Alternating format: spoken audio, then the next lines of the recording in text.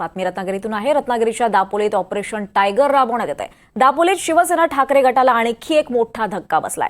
दापोली नगरपंचायतीमधील 5 नगरसेवकांचा शिंदेच्या शिवसेनेमधील प्रवेशानंतर उर्वरित 8 नगरसेवकही धनुष्यबाण हाती घेणार आहेत।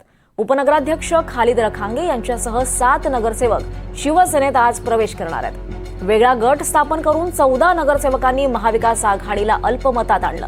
नगराध्यक्षांवर लवकरच अविश्वास ठराव आणला जाणार आहे। नगरसेवकांचा पूर्ण एक गट शिवसेनेचा झाल्यामुळे दापोली नगरपंचायतीवर शिवसेनेचा नगराध्यक्ष बसण्याचा मार्ग आता मोकळा झाला आहे। यावर अधिक माहिती घेऊयात। आपल्यासोबत आपले प्रतिनिधी राकेश गुडेकर आहे। राकेश, कुठेतरी मिशन टायगर हे यशस्वी होताना दिसतंय। निश्चित दीपाली, आपण जर पाहायला गेलो तर काही दिवसांपूर्वी 5 नगरसेवकांनी शिंदेच्या शिवसेनेत प्रवेश केलेला होता आणि त्यानंतर उर्वरित जे नगरसेवक आहेत उभा गटामध्ये ते होते आणि ते देखील आज शिवसेना नेते रामदास कदम, राज्यमंत्री योगेश कदम यांच्या उपस्थितीमध्ये प्रवेश करणार आहेत। त्यामुळे दापोलीमध्ये जर आपण पाहायला गेलं तर मोठ्या राजकीय उलटापालटी होताना दिसत।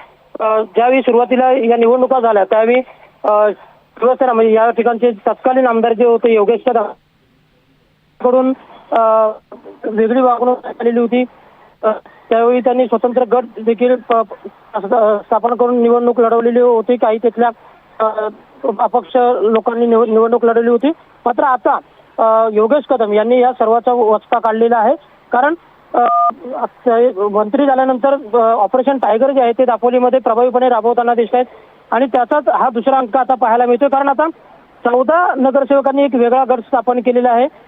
काही दिवसांपूर्वी यातल्या 5 नगरसेवकांनी प्रवेश केला होता आणि 8 नगरसेवक आहेत ते आज प्रवेश करतात शिंदेच्या शिवसेनेत। त्यामुळे शिवसेना उद्धव बाळासाहेब ठाकरे पक्षाला हा एक मोठा धक्का मानला जातोय आणि त्यामुळे निश्चितच आगामी काळात देखील काय काय घडामोडी घडतात हे पाहणं आता महत्त्वाचं आहे। दीपाली, नक्कीच राकेश, त्यामुळे ठाकरे गट आता डॅमेज कंट्रोल कसं करतं हे पाहणं महत्त्वाचं ठरणार आहे। धन्यवाद या सगळ्या सविस्तर माहितीसाठी।